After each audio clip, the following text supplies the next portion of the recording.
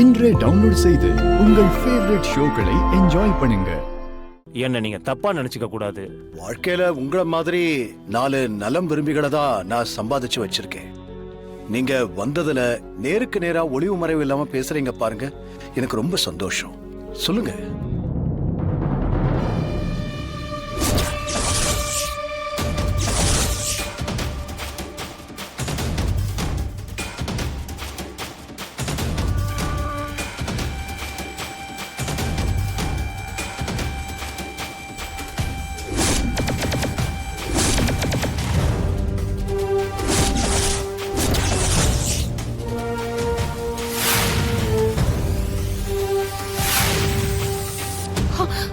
ஐயா ஐயா, என் பொண்ணு நல்லா இருக்காளா? நல்லா இருக்காமா, அவளுக்கு ஒண்ணும் ஆகல.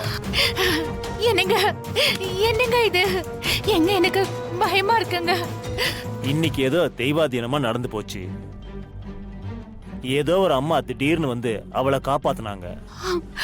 தெய்வத்தோட அனுகிரகத்தால தான் அவ பொழைச்சிருக்கா. அதோட பெத்தவங்க பண்ண புண்ணியம் பிள்ளைங்களை சேரும்னு சொல்லுவாங்க. அதுதான் உங்க பிள்ளைய காப்பாத்திருக்கு. யாருங்க அந்த அம்மா? அவங்க நல்லா இருக்கணும். ஆனா இது நிரந்தரமானு எனக்கு தெரியல.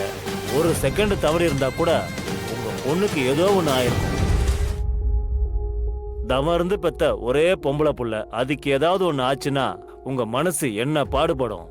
எதுக்கு உங்க பொண்ணு அங்க போய் கஷ்டப்படணும்?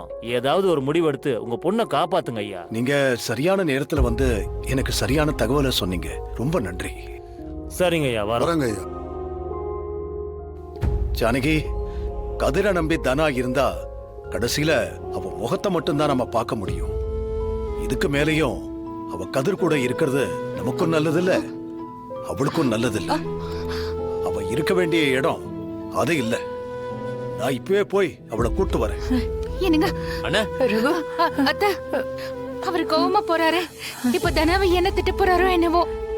நீயும் போ ஜானகி, போ. சரிங்க அத்தை. என்ன நீ உண்மையிலே கூட்டிட்டு வந்துருவாரா இவரு? ஐயோ, அதெல்லாம் கூட்டிட்டு வரமாட்டாங்க பார்வதி. அதான் அண்ணி கூடயே போறாங்கல்ல, பாப்போம்.